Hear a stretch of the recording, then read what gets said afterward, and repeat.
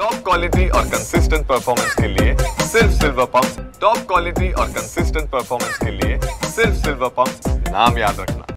Rummy राव यांना ही जबाबदारी दिली जाते।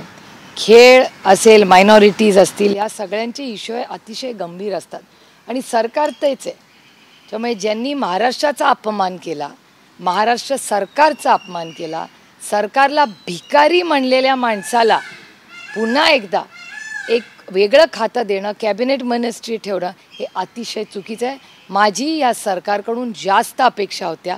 हे असंवेदनशील सरकार आहे, जो माणूस त्यांच्याच सरकारला भिकारी म्हणतो, शेतकऱ्यांचा अपमान करतो, काळ्या मातीशी इमान राखणाऱ्या तुमच्या माझ्या अन्नधान्य पिकवणारा, जो तुमच्या माझ्यासाठी रोज कष्ट करतो, अशा शेतकऱ्याचा अपमान करणाऱ्या माणसाला प्रमोशन देऊन ज्याचा राजीनामा घ्यायला पाहिजे त्याला महत्त्वाचं स्पोर्ट्स खातं दिलं जातं।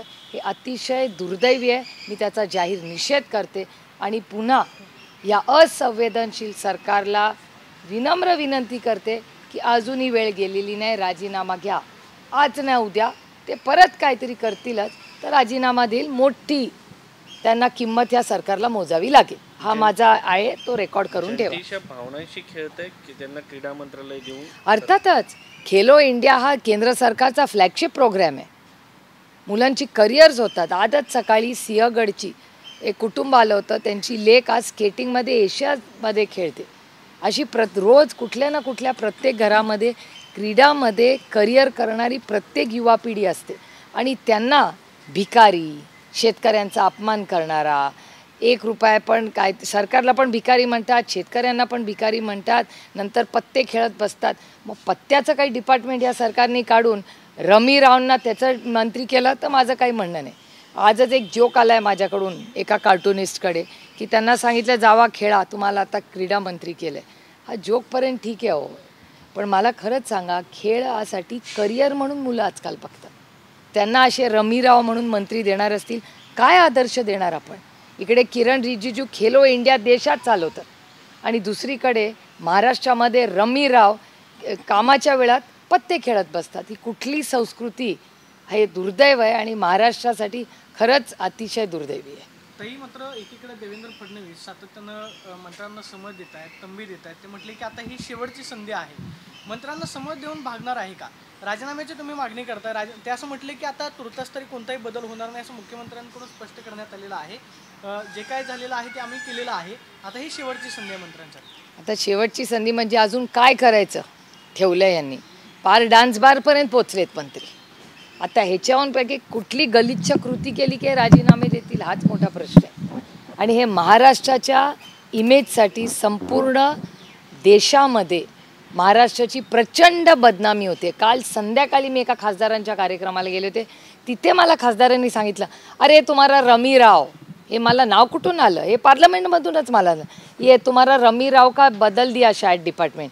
हे दिल्लीमधले खासदार चेष्टेने महाराष्ट्राबद्दल बोलत आहेत, ते दुर्दैव आहे आणि सगळ्या पक्षाचे।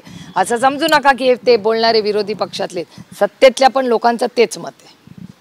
मॅम, काल मालेगाव ब्लास्टमध्ये जो वर्डिक्ट आला आहे, सगळे जे आरोपी होते त्यांना निर्दोष जे आहे सांगण्यात आलं आहे। तुम्ही या सर्वात पहिले तुम्ही या वर्डिक्टला कसं बघता? हे बघा, एक वर्डिक्ट आहे, शेवटी कोर्टाचा मान सन्मान केलाच पाहिजे।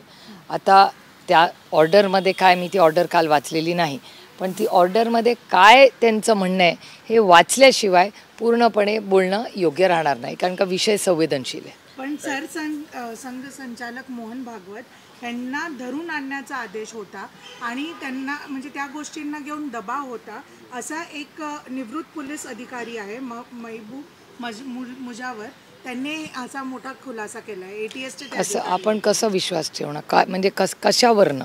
हा महत्त्वाचा मुद्दा असा आहे की कोर्ट ऑर्डरमध्ये ते आहे का? कोर्ट ऑर्डरमध्ये असेल तर आपण त्याच्यावर चर्चा करू। इतक्या वर्षांनंतर काही स्टेटमेंट्स, आणि आजकाल ना पार्लमेंटमध्ये पण ही पद्धत झाली आहे की लोक पुस्तकं लिहितात, त्या पुस्तकातल्या काही गोष्टी आउट ऑफ कॉन्टेक्स्ट वापरल्या जातात आणि लोकांची बदनामी केली जाते.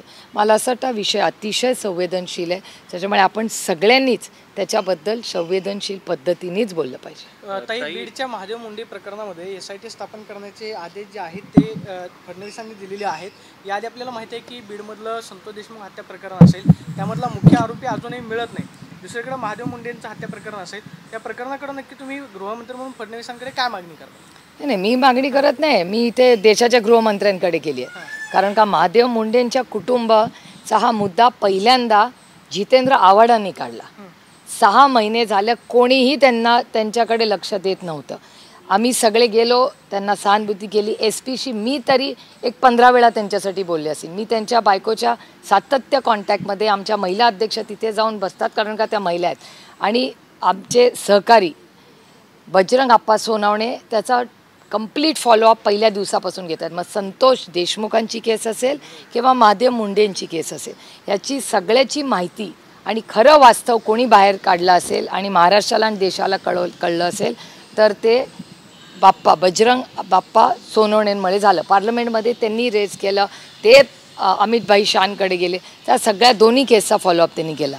उशिरा का होईना, हा ऑलरेडी उशीर झालेला आहे. तुम्ही विसरताय. तुमच्याच चॅनलनी मागच्या आठवड्यात दाखवलं की महादेव मुंडेंच्या ज्या पत्नी आहेत त्यांनी आत्महत्या करायची प्रयत्न केला. म्हणजे इतका असंवेदनशील हे सरकार आहे. त्याच्यानंतर 10-15 दिवसांनी माननीय मुख्यमंत्र्यांनी त्यांना बोलून घेतलं. खरं तर मी सुरेश धसांचेही आभार मानेन. उशिरा का होईना, पण सुरेश धस, सरकार उशिरा जागलं असेल पण सुरेश धसांनी संतोष भाऊंचं पण आणि महादेव भाऊंचं पण, या दोन्ही हत्यांबद्दल त्या सातत्याने सुरेश धस माणुसकीच्या नात्याने, बजरंग आप्पा सोनवणे, जितेंद्र आव्हाड, रोहित पवार, सुरेश धस हे सातत्याने बोलत आहेत सगळे. आणि आम्हाला या गोष्टीत राजकारण आणायचं नाही. इतकं गलिच्छ राजकारण आम्ही केलं नाही आणि करणारही नाही. पण महाराष्ट्रात जर सत्तेचा गैरवापर करून कोणी चुकीच्या गोष्टी करत असतील तर कितीही तो ताकदवर असेल, आम्ही त्याच्या विरोधात लढणार, कारण सत्याचाच शेवटी विजय होतो. धनंजय मुंडे यांना या प्रकरणामुळे राजीनामा द्यावा लागलेला होता. आता धनंजय मुंडे परत मंत्रिमंडळामध्ये येतील अशा पद्धतीची चर्चा आहे, त्या पद्धतीचं लॉबिंग सुरू असल्याची चर्चा आहे. धनंजय मुंडे यांना परत मंत्रिमंडळामध्ये घेणं तुम्हाला काय वाटतं? सरकारला तुम्ही काय आवाहन कराल की ज्या एकतर ते घेणार आहेत का नाही मला माहिती नाही. जर घ्यायची वेळ आली तर मला काय बोलायचं ते बोलीन. पण मला असं वाटतं माझी माननीय मुख्यमंत्री आणि दोन्ही उपमुख्यमंत्र्यांना विनंती आहे, डान्स बार, मारामाऱ्या करणे, धमक्या देणे, कॅश ठेवणे, हे कॅश कुठून आली, त्याच्यानंतर पत्ते खेळणे, जुगार खेळणे, या सगळ्या ज्या गलिच्छ गोष्टी झाल्यात, माझी विनंती आहे दोन्ही उपमुख्यमंत्री आणि उपमुख्यमंत्र्यांना, ही महाराष्ट्राची संस्कृती नाही. ह्याच्यासाठी नाही तुम्हाला लोकांनी मतं दिली. लोकांनी विश्वासाच्या नात्याने तुम्हाला मतं दिली आणि हे सरकार विश्वासघात करतंय महाराष्ट्राच्या मायबाप जनतेचं. योगेश कदम यांनी जे आहे आपल्या सावली बारमधला परवाना जो आहे, ऑर्केस्ट्राचा परवाना, ते त्यांनी परत दिला आहे. मात्र जे रेस्टो बार आणि हॉटेल आहे त्याचं हे ठेवलं आहे. ही बेसिकली कॉल घेतलं गेला आहे त्यांच्यावरती आरोप. मला तर वाटलं त्यांचा काही संबंधच नव्हता त्याच्याशी. तुमच्याच चॅनलवर म्हणले होते ना योगेश कदम की माझा काही संबंधच नाही कशाशी. त्यामुळे ही नवीन काय डेव्हलपमेंट आहे ही माहिती घेऊन मी उद्या बोलते मुंबईत. डोनाल्ड ट्रम्प यांनी भारतावरती 25% टेरिफ लावलेला आहे, यावर तुमची काय प्रतिक्रिया? कारण भारत सरकारने सातत्याने डोनाल्ड ट्रम्प हे आपले मित्र आहेत अशा पद्धतीने दाखवलं होतं, मात्र त्यांनी दोस्त ना अशी परिस्थिती निर्माण केली. नाही, टॅरिफ्सबद्दल सातत्याने आम्ही बोलत होतो. मी आधीपासून आम्ही सगळेच बोलतोय की हा टॅरिफचा विषय अतिशय गंभीर आहे आणि नक्की काय चाललं आहे सरकारमध्ये. पण आज काली तुम्ही माननीय पियुष गोयलांचं स्टेटमेंट पाहिलं असेल, त्याच्यात फार काही माहिती काल पार्लमेंटला दिलेली नाही. त्यामुळे टॅरिफचा मुद्दा अतिशय गंभीर आहे आणि भारत सरकारने पूर्ण ताकदीने, त्याच्यात अनेक तज्ज्ञ आहेत, आदरणीय पवार साहेबांनी अनेक वेळा हे नेगोशिएट केलेले आहे. आनंद शर्मा जी कॉमर्स मिनिस्टर होते त्याही वेळा अनेक नेगोसिएशन झालेली आहेत अशा बाबतीत. तर मला असं वाटतं अनेक लोक तज्ज्ञ ह्या देशात आहेत, त्यांचंही सहकार्य घेण्यात काही कमीपणा नाही. सगळ्यांचं सहकार्य घ्या आणि देशाच्या हितासाठी सगळ्यांनी एकत्र येऊन देशावर अशी कुठली घटना किंवा असे मोठे टॅरिफ्स येणार नाही ज्याच्यातून आपला जो व्यवसाय करणारा आहे, जो चांगल्या दर्जाचं काम करतो, जो इंटरनॅशनल मार्केटमध्ये त्याला त्याचं काही नुकसान होता कामा नये, याच्यासाठी भारत सरकारने ताकदीने प्रयत्न केले पाहिजे. ताई, एक दुसरा मुद्दा आहे यामध्ये, तेरीप आपल्यावरती लादलंय, पण मात्र पाकिस्तान सोबत मोठा करार करतंय अमेरिका. अमेरिकाची मैत्री पाकिस्तानबरोबर वाढत चालली आहे, दिसतंच आहे. आणि दुर्दैव आहे, मी खूप जड अंतकरणाने म्हणते की भारत आणि पाकिस्तानला एकाच लेवलला आणून ठेवलं. हे दुर्दैव आहे. आपली इकॉनॉमी त्याच्यापेक्षा खूप जास्त मोठी आहे, आपला जास्त स्थिर देश आहे.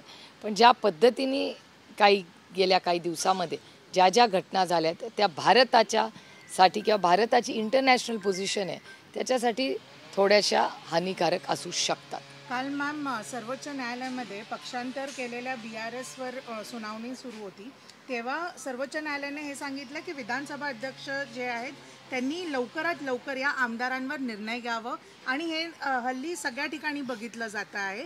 आणि राजकीय जे वेगळ्या वेगळ्या अलाइनमेंट्स किंवा डिफरन्सेस आहेत त्याला घेऊन जे हे रखडतं असं सांगितलं जातं आहे. मुळात राज्य कसं काय मग कोणत्या भरोश्यावर चालतं? नाही, दुर्दैव आहे. आम्ही ते भोगले. उद्धव ठाकरेजींची शिवसेना आणि आदरणीय पवारसाहेबांची राष्ट्रवादी काँग्रेस पक्ष, या दोन्ही पक्षाच्या स्थापनेपासून हे सगळे होते. तरी ज्या चुकीच्या पद्धतीने त्यांच्याकडून पक्ष काढून घेतले, बघा, पक्षात अंतर्गत वाद असणं माझं काही म्हणणं नाही, पण राज ठाकरेंसारखं मॉडेल चांगलं आहे ना. तुमचं पटत नाही, तुम्ही तुमचा वेगळा पक्ष काढू शकता. एका सशक्त लोकशाहीमध्ये काय अवघड नाही. पण ज्या लोकांनी पक्ष स्थापन केले, जे पक्षाचे अध्यक्ष होते, त्यांना ज्या चुकीच्या पद्धतीने काढण्यात आलं, नोटिसेस पाठवण्यात आल्या, म्हणजे इलेक्शन कमिशनमध्ये उभं केलं, त्याच्यानंतर सुप्रीम कोर्टात लढाई चालू आहे. हे दुर्दैव आहे आणि एका सशक्त लोकशाहीसाठी ते अतिशय हानिकारक आहे. हिंदी घेऊ चला झालं. मैम, मानिकराव कोकाटे जो कृषि मंत्री थे राज्य के, उनका अब जो है डिपार्टमेंट मिनिस्ट्री चेंज की गई और उनको स्पोर्ट्स मिनिस्ट्री में जो है उनका इस्तीफा लेना चाहिए. जो आदमी ताश खेल रहा है असेंबली में, जो एक लोकतंत्र का मंदिर है, उस मंदिर में ताश खेल रहा है, उसका रेजिग्नेशन लेना चाहिए था, इस्तीफा लेना चाहिए था. उनको तो promotion he they Diya in लोगों ने. स्पोर्ट्स एक बहुत बड़ी चीज़ है इस देश में. खेलो इंडिया से जैसा किरण रिजिजू, ज़रूर वो अलग सोच विचार की पार्टी में काम करते हैं, फिर भी जो प्रोग्राम किरण रिजिजू के नेतृत्व में खेलो इंडिया हुआ, बहुत अच्छी तरह ने उन्हें इम्प्लीमेंट किया और अच्छे को अच्छा कहना चाहिए. तो एक तरफ खेलो इंडिया में बच्चे करियर बनाने जा रहे हैं और एक ताश खेलने वाला रमी राव को ये मंत्री बना रहे हैं. बहुत महाराष्ट्र के लिए हानिकारक है. अगस्त महीना, मतलब अभी से ही जो है 25% टैरिफ ट्रंप ने अनाउंस किया है. और ये ट्वीट करने के, मतलब सोशल मीडिया पे पोस्ट करने के द्वारा उन्होंने ये भी लिखा कि दिस इज़ अ पेनाल्टी जो भारत को मिलेगी रशिया से ऑयल खरीदने की. ये जो जिस तरह से ये पूरा हैंडल हुआ है, मुझे नहीं लगता पूरी ताकत से कोशिश की गई है. ये टैरिफ बहुत चिंताजनक है. कल भी पीयूष गोयल जी का जो स्टेटमेंट आया वो विस्तार से नहीं था. हमारी अपेक्षा है कि अगले हफ्ते में विस्तार से इस पे चर्चा होनी चाहिए पार्लियामेंट में. पार्लियामेंट को और देश को पता चलना चाहिए कि ये टैरिफ का मामला क्या है, आगे कैसे बढ़ेंगे, कम करने के लिए क्या कोशिश हो सकती है. क्योंकि ये पूरी जो बिज़नेस कम्युनिटी है भारत की, जो दुनिया में कुछ अच्छा काम करना चाहती है, अगर ये टैरिफ्स ऐसे ही लगते रहे तो ये बिज़नेस नहीं कर पाएंगी. और आप देख रहे हैं कि भारत की इकोनॉमी में आज TCS ने 12,000 लोगों को कम किया है काम से. उसके बाद विप्रो का आपने देखा होगा, बहुत सारी, और हर कंपनी का इस क्वार्टर का अगर आप रिज़ल्ट देखें तो हर कंपनीज़ में, भले वो गोदरेज हो कि कंज्यूमर्स जो प्रोडक्ट्स हैं, वो सब के प्रॉफिट्स कम हो चुके हैं. तो बहुत इकोनॉमी के बारे में सब ने सोच विचार करके ही आगे बढ़ना पड़ेगा, क्योंकि ये क्वार्टर बहुत अच्छा नहीं रहा है. मैम, लास्ट सवाल, मालेगांव ब्लास्ट को ध्यान में रखते हुए वर्डिक्ट पे आप किस तरह से रिएक्ट करती है? क्योंकि एक बार यही सारे लोग जो निर्दोष पाए गए, ये अक्यूज थे, और उस टाइम पे जब आप लोगों की सरकार थी, सैफरन टेरर का भी कहीं ना कहीं टर्मिनोलॉजी का यूसेज नहीं, ये उस टाइम नहीं हुआ था, उसके बाद किसी ने बोला था. ये जब हुआ था तभी ऐसा शब्द मुझे नहीं लगता किसी ने किसी भी भाषण में या कहीं बोला था. ये गलत फहमी और गलत चीज़ें फैलाई जा रही है.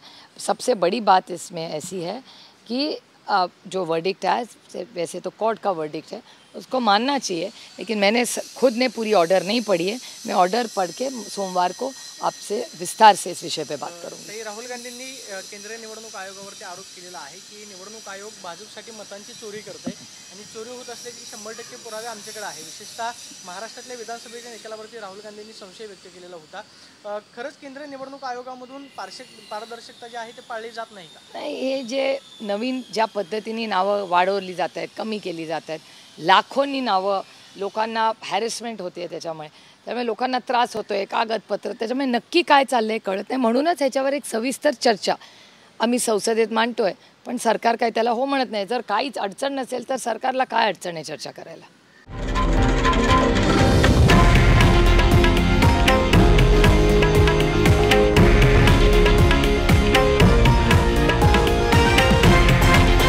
हे आहे देशातील नंबर 1 न्यूज नेटवर्क आणि आपण पाहत आहात TV9 मराठी, एकमेव।